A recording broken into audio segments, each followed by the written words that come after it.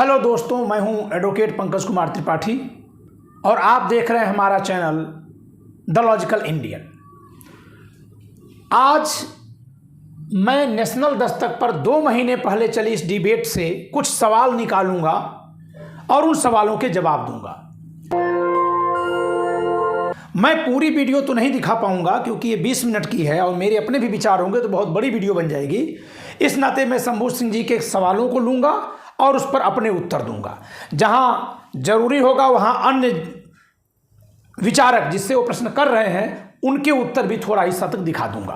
Ratanlal sir, अब ये मनुवादी जातिवादी लोग पकड़े जा रहे हैं कैमरे पर, लेकिन पहले इससे ज्यादा अत्याचार पहले था, अब लेकिन कैमरे पर पकड़े जा रहे हैं। चीफ जस्टिस कहते हैं कि मुझे बड़ा दुख हुआ, एक शेड्यूल कास्ट के बच्चे को कंपनी वाले ने बाहर कर दिया। वो कहानी तो सुनाते हैं लेकिन जांच का आदेश नहीं देते हैं। क्या यही हो रहा है? हिंसाएं हो रही है, पनिशमेंट नहीं हो रहा है। 10 साल देखिए, 10 साल में सत्ता का केंद्रीकरण हुआ है। हर जगह मोदी मोदी मोदी। संवैधानिक संस्थाएं ठीक से काम नहीं कर रही। कैपिटल का मोनोपोली कैपिटलिज्म है ना, अडानी अडानी अडानी हर जगह चल रहा है। ऐसे स्थिति में हम लोग जो इंटेलेक्चुअल 10 बजे यहाँ मिलते हैं, डाइवर्सिटी सब बात कर रहे हैं। मैं तो ये कह रहा हूँ, उल्टा मेरी समझ बढ़ रही है कि दलित पिछड़ा के कंधे पे बैठ के हिंदू राज लाने की तैयारी कर रहा है बीजेपी। देखिए, जितन राम मांझी 2 सीट जो दे देगा उसके साथ चला जाए, कोई कमिटमेंट नहीं है, आइडियोलॉजिकल नहीं है, कुछ भी नहीं है।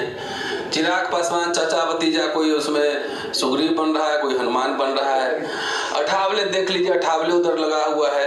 अभी उत्तर प्रदेश में अभी कुछ नहीं बोलूंगा, लेकिन अगर वहां पे इंडिपेंडेंट लड़ा अकेले चुनाव तो जाहिर एक बच्चा भी स्कूल का बता देगा कि किसको फायदा हो रहा है।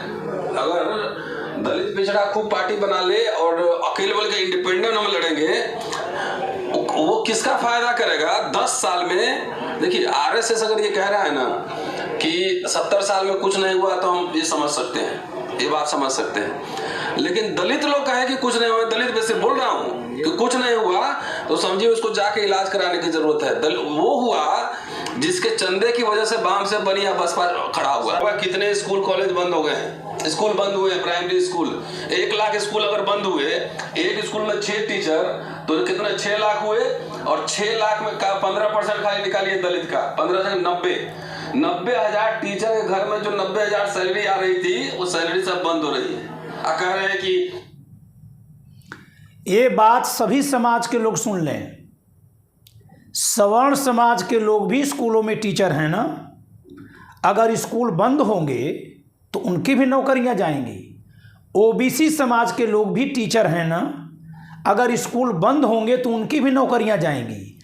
और जिनके बच्चे फ्री में जो पढ़ने का अवसर पाते हैं या बहुत ही न्यूनतम खर्च पर पढ़ने का जो अवसर पाते हैं, उससे जब वो बच्चे वंचित होंगे तो उनके गार्जियंस पर, उन बच्चों पर खर्च करने का भार बढ़ेगा। जो भार निभाने लायक होंगे उनके बच्चे तो प्राइवेट स्कूल में जाएंगे, जो नहीं निभाने लायक होंगे उनके बच्चे चले जाएंगे मजदूरी में। तो ये सबके लिए है। ठीक है कि आप एक विशेष वर्ग को चेतावनी की भाषा में प्रोफेसर रतनलाल जी को सुन रहे हैं। दलित कोई समझ में नहीं यार। देखो, सब जगह जितने दलित पार्टी हम कह रहे हैं, खासतौर से बीजेपी हार जाएगी तो सब समस्या का समाधान हो जाए। समस्या का दुनिया में कभी समाधान नहीं होता, लेकिन समाधान कर ले हम आपको बोलना पड़ेगा। सिंह केसी त्यागी अभी बता रहे थे कि अविश्वास प्रस्ताव बीपी सिंह के खिलाफ कांग्रेस नहीं लाया, तो सब उसी समय आया था। तो बीजेपी को कंधा पे ठोके ला रहे हो।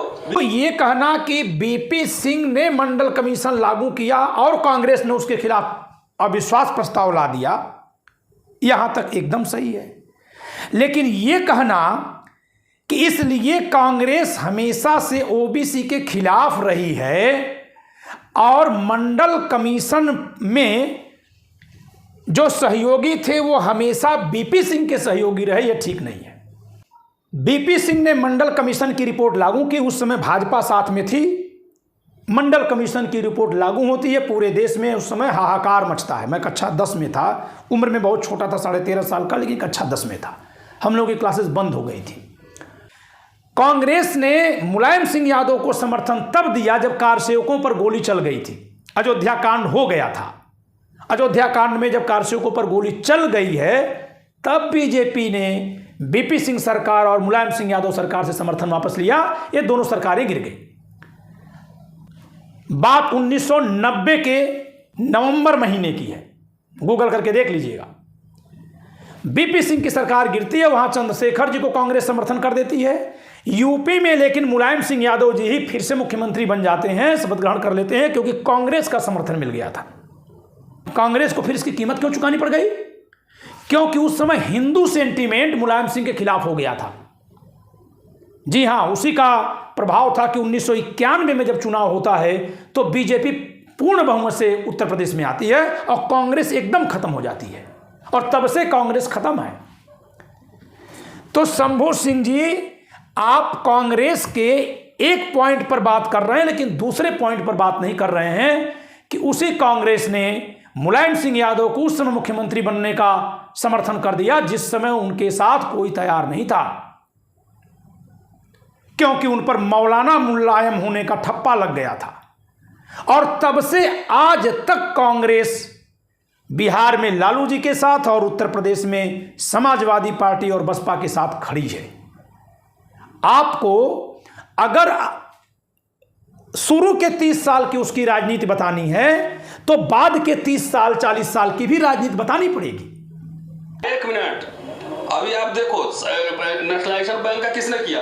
पीएसयू किसने? बीजेपी ने। प्राइवेटाइजेशन किसने शुरू किया? नहीं, शुरू करना उस समय 6-7 आईआईटी भी बने थे। सर, नेशनलाइज बैंकिंग के बाद मनमोहन सिंह ने प्राइवेटाइजेशन शुरू किया। से पैसा लियो, प्रवक्ता हो आप कांग्रेस के प्रवक्ता है, पैसा लिए? हम इंडिया के प्रवक्ता है, सेल्फ प्रोक्लेम्ड है। बोलो, सवाल जवाब हो रहा है सर। नहीं, फिर 10 सवाल ये है, आपके मंच पर कहा गया कि मंडल कमीशन के खिलाफ अविश्वास प्रस्ताव कांग्रेस ने लाया। 1 मिनट, लाया तो लाया, वही याद रखोगे।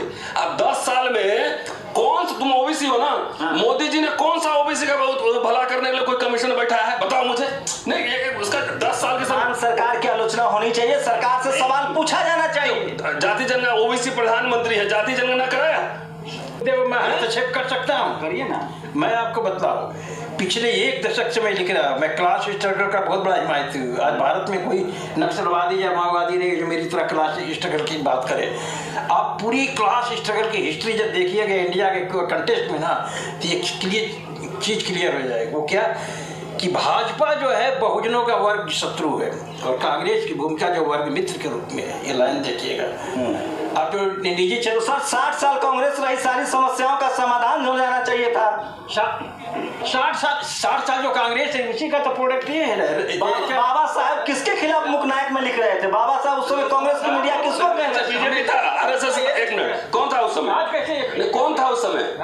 वो जब बीजेपी आरएसएस था, वो तो आरएसएस डर के मारे अंग्रेज का गुलामी कर रहा है। पॉलिटिकल डाइवर्सिटी तो आई है, आप लोग डाइवर्सिटी पर काम करने वाले इंटेलेक्चुअल है। पॉलिटिकल डाइवर्सिटी कितने एससी ओबीसी की लीडरशिप वाली पार्टियां थी। जब कांग्रेस की आज भी धारणा है कि मुझे किसी रीजनल पार्टी से गठबंधन नहीं करना है, नहीं तो मैं खत्म हो जाऊंगा। ये कांग्रेस की अपर कास्ट लीडरशिप की क्लियर आइडियोलॉजी है सर। वो अपना जो पॉलिटिकल ये हो सकता है, लेकिन मुख्य जो चीज है, आप प्रवक्ता बन रहे हैं कांग्रेस का, आप कांग्रेस का प्रवक्ता बनेंगे तो सवाल का जवाब नहीं देंगे। मुल्क के सामने सबसे बड़ा संकट क्या है? आप बताइए। संविधान खतरा में है, मुल्क भारतीय गणराज्य खतरा में है। इमरजेंसी लग गया था तब संविधान खतरे में नहीं था। ये तो अच्छा था। संजय गांधी जब संविधान को राष्ट्रपति शासन लगाना चाहता तब संविधान खतरे में नहीं था। मैं कह रहा हूँ, एक दलित होने के नाते मैं कह रहा हूँ, इमरजेंसी हमारे लिए अच्छा था, तुम्हारे लिए खराब था, तुम जानो। पता है क्या क्या हुआ था? हाँ, बताइए क्या क्या। रोड पे अभी 21वीं सदी में माथे पे मूत रहा है, जाके मध्य प्रदेश में देखो। उस समय सर, तस्वीरें सामने आ रही है, पहले ज्यादा घटनाएं होती थी। आज डिजिटल मीडिया, सोशल मीडिया है, रिपोर्टिंग बढ़ गई है। बताइए ना। नहीं, चिल्लाते ज्यादा और सुनते। हम कह रहे हैं इमरजेंसी को मैं डिफेंड कर रहा हूँ कि अगर ये अघोषित इमरजेंसी अभी जो चल रहा है उससे बढ़िया वही हमारा इमरजेंसी लौटा दो। दलितों को पीटता नहीं था, एफआईआर दर्ज होता था, समय पर काम होता था, दुकानें खोल के बांटी गई थी दलितों को। अब सवाल यह है कि कांग्रेस ने इमरजेंसी लागू किया। सच में बताऊं तो मैं बहुत इस पर अध्ययन करता हूं कि आखिर इमरजेंसी क्यों आई थी, उस समय ऐसा क्या था कि इमरजेंसी लाई गई थी। और उस समय की इमरजेंसी से आज जो बिना इमरजेंसी वाला शासन चल रहा है, यह कितना अलग है। पहली बात कि उस समय जो इमरजेंसी थी, उस इमरजेंसी का प्रावधान आपके संविधान में ही है। हाँ, उसको लागू करना था कि नहीं करना था, उसकी आवश्यकता थी कि नहीं थी, और उसका क्या उद्देश्य था, इस पर सवाल हो सकता है, लेकिन इमरजेंसी का प्रावधान संविधान में था, है, इसी के तहत इमरजेंसी लागू की गई थी। लेकिन आज कहां लिखा हुआ है कि आप पीएम केयर फंड का हिसाब नहीं देंगे? कहीं संविधान में मना है और नहीं दिया जा रहा है। कहां लिखा है कि चुनावी चंदा का कोई खुलासा ही नहीं होगा और वो केवल पार्टियों को ही मिलेगा? मैं निर्दलीय चुनाव लड़ना चाह रहा हूं तो मैं कैसे चंदा लूंगा? और फिर पूंजीपति क्या देखकर चंदा देंगे? अगर उनको दान करना रहता तो तमाम ट्रस्ट चल रहे हैं समाज सुधार को, वहीं कर देते वो। तो फिर वो उसी पार्टी को चंदा देंगे जो पार्टी सत्ता में आने वाली रहेगी, और सत्ता में भी आने वाली वो पार्टी जो आने के बाद कानून और लोकतंत्र, समाज, न्याय, अर्थशास्त्र को तिलांजलि देकर उसको लाभ पहुंचा देगी। चंदा तो उसको हो देंगे, और इसी नाते चंदे का खुलासा नहीं हो रहा है। लेकिन क्या ये कहीं संविधान में लिखा है कि मत करना? इंदिरा जी ने इमरजेंसी लागू की थी, वो संविधान में लिखा हुआ था, वो उन्होंने लागू किया था। आधार था, अवसर था कि नहीं था, अब इस पर चर्चा कर लेते हैं। आधार नहीं था, प्रयोजन नहीं था, लोगों ने जनता को बताया, इसी नाते इमरजेंसी के खिलाफ लोग खड़े हो गए, नेता लोग बताए, सारे उस समय के नेता। मेरे सगे मामा जी जेल में गए थे, तो ये सारे लोग बताए होंगे कि इंदिरा जी ने गलत किया, गलत किया, गलत किया। पूरे 9 राज्यों में उनका सुपड़ा साफ हो गया, उनको जेल जाना पड़ा। लेकिन 2.5 साल बाद ही 1980 में जनता को समझ में आ गया कि इमरजेंसी लगा के जिनको रोका गया था वो ऐसा कोई काम नहीं कर पा रहे हैं जिससे के लिए कहा जाए कि इंदिरा जी इमरजेंसी के जरिए कुछ गलत करना चाहती थी। समझिएगा, मैं ये नहीं कह रहा हूं कि उन लोगों का आंदोलन गलत था, बिल्कुल नहीं है। इमरजेंसी के खिलाफ जो लड़े उनको मेरा 100 सल्यूट, ताकि सरकारें तानाशाह न बन जाए। काम थोड़ा कम अच्छा करिए लेकिन तानाशाह मत बनिए। लेकिन आप जब 2.5 साल की सरकार आपको मिली 1977 से 1980 तक, आखिर वही जनता फिर इंदिरा जी को प्रचंड बहुमत से ले आती है, प्रचंड बहुमत से आती है दोबारा फिर से वो। तो इसका मतलब है कि ये कापी उस समय की जनता जांच चुकी है, और जनता ने मान लिया कि इमरजेंसी लगाने का प्रयोजन गलत नहीं रहा होगा, आशय गलत नहीं रहा होगा, जो बताया गया वो नहीं रहा होगा। एक बात और बता दें, कभी भी हम सब लोग सोचें कि 1977 का वो कारनामा क्यों करना पड़ा था। आज सब लोग जान रहे हैं कि जनसंख्या बढ़ रही है भारत की, रोकना बहुत जरूरी है। जान रहे हैं ना, भारत में परिवार नियोजन की स्कीम लाई गई थी 1974 में।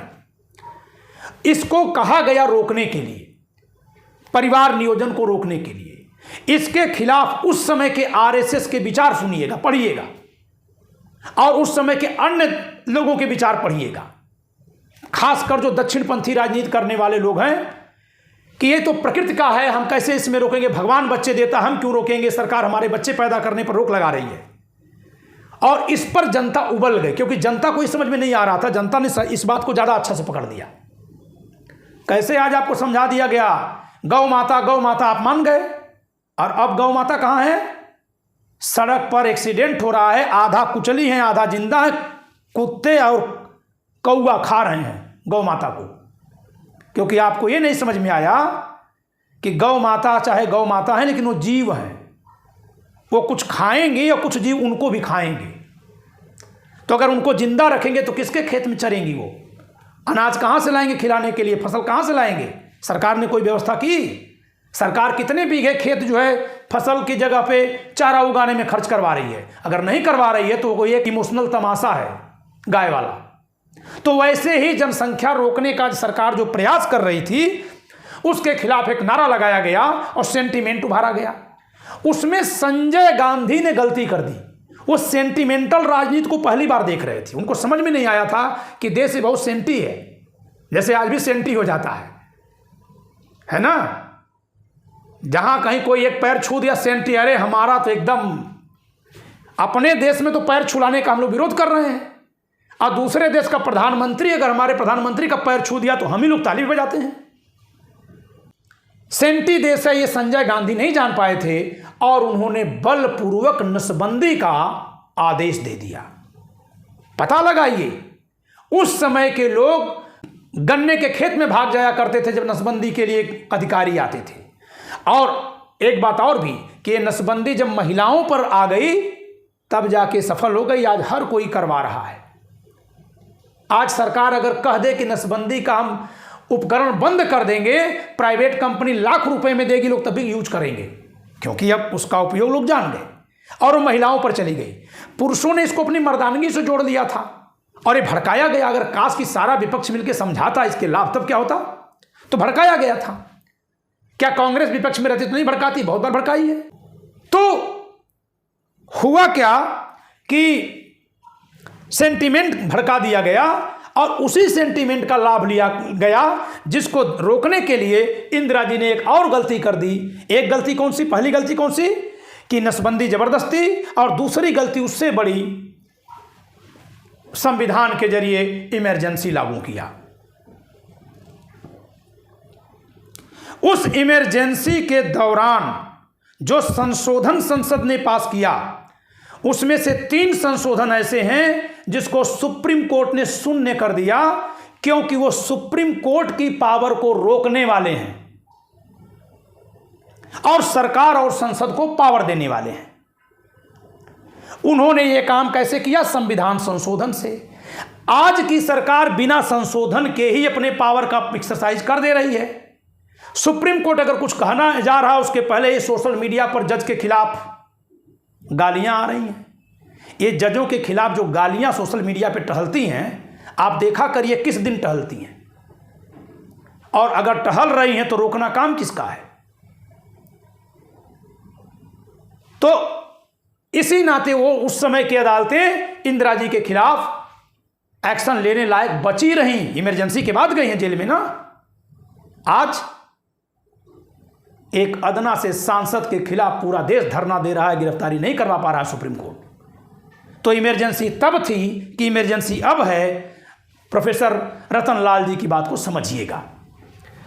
इमरजेंसी के दौरान ही हिंदू विवाह अधिनियम में संशोधन करके तलाक के आधारों को बहुत अच्छा बनाया गया, तार्किक बनाया गया महिलाओं के पक्ष में। इमरजेंसी के दौरान संविधान में बहुत से संशोधन हुए। उन सारे संशोधनों को, केवल 3 संशोधनों को छोड़कर कम से कम 70 संशोधन हुए इमरजेंसी के दौरान। लेकिन अगली बात सुनिएगा, 3 संशोधनों को छोड़कर से सारे संशोधन पर मोरारजी देसाई की सरकार, जिसमें जनसंघ और बीजेपी भी शामिल है, वामपंथी भी शामिल है। जी हां, दक्षिणपंथ वामपंथी एक साथ था। ये पहली बार नहीं है कि एक साथ सब लोग मिल रहे हैं। इंदिरा जी के खिलाफ भी सब लोग एक साथ थे। ये सब लोग मिलकर के केवल उसमें से 3 संशोधनों को कम करते हैं। से सारे संशोधन उचित हुए थे। ये प्रमाण है भारत का संविधान। और जानिए, उसी समय संविधान में एक संशोधन किया है, चैलेंज हो तो गैर कांग्रेसी लोग बदल के दिखा दें। वो है समाजवाद और धर्मनिरपेक्ष शब्द इमरजेंसी के दौरान जोड़ा गया था संसद के बहुमत से। तो क्या यह धर्मनिरपेक्ष और समाजवादी शब्द गलत जोड़ा गया? नागरिकों के मूल कर्तव्य जोड़े गए, जिसमें कहा गया कि वैज्ञानिक चेतना का विकास करो। तो यह गलत जोड़ा गया। कहा गया सभी लोग एक साथ मिलजुल करके रहो और नफरतकारी बातें मत करो। तो क्या यह संविधान के खिलाफ था? सवाल प्रोफेसर रतन लाल जी ने किया कि इमरजेंसी संविधान के खिलाफ नहीं थी, हमारी भावनाओं के खिलाफ थी। हम जितनी आज़ादी चाह रहे थे उतना उसको छीन रही थी, लेकिन आपातकाल में जो काम हुआ वो अच्छा था। यही बात तो कह रहे हैं। यही बात मेरे बड़े पिताजी कहा करते थे कि इमरजेंसी के टाइम पे हर टीचर, हर एम्प्लॉय ट्रेन एकदम टाइम पे आ गई थी। तो वो घोषित इमरजेंसी थी, उनको जवाब देना पड़ता आगे चल करके, इस नाते वो सही काम करवा रही थी। यहाँ अघोषित इमरजेंसी है, किसी पर आप आरोप लगाइए, जंतर मंतर पे बैठ के धरना दीजिए, धरना पे धरना दीजिए, धरना पे धरना दीजिए, सुप्रीम कोर्ट में जाइए, वहां से आदेश जाएगा, कार्रवाई नहीं होगी। अघोषित आपातकाल, दिल्ली की सरकार को कितना पावर है और केंद्र की सरकार को कितना पावर है, इस पर सुप्रीम कोर्ट ने एक फैसला दिया था। सुप्रीम कोर्ट ने संविधान पीठ के जरिए, यानी संवैधानिक पीठ थी वहां, संविधान की व्याख्या करके बताया कि केजरीवाल सरकार को संविधान के प्रावधानों के अनुसार अपने अधिकारियों के ट्रांसफर पोस्टिंग का अधिकार है। संविधानिक पीठ व्याख्या कर रही थी। कानून संविधान में और अन्य है, तो जो अन्य कानून है उसको सामान्य बहुमत से बदल सकते हैं। संविधान में बदलाव 2/3 से करना पड़ेगा। और मोदी सरकार ने अध्यादेश से कभी भी संविधान के प्रावधान नहीं उल्टे जा सकते। यह है संविधान के साथ खिलवाड़, जिसकी तरफ प्रोफेसर रतनलाल जी इशारा कर रहे हैं। मैं कह रहा हूं, एक दलित होने के नाते मैं कह रहा हूं इमरजेंसी हमारे लिए अच्छा था, तुम्हारे लिए खराब था, तुम जानो। तो आज के लिए इतना ही। मेरा उद्देश्य तथ्यात्मक रूप से और तार्किक रूप से सच से आपको अवगत कराना था। उम्मीद करता हूं कि आपको ये तर्क और तथ्य समझ में आए होंगे। कल फिर किसी नए विषय पर मिलेंगे, तब तक के लिए धन्यवाद।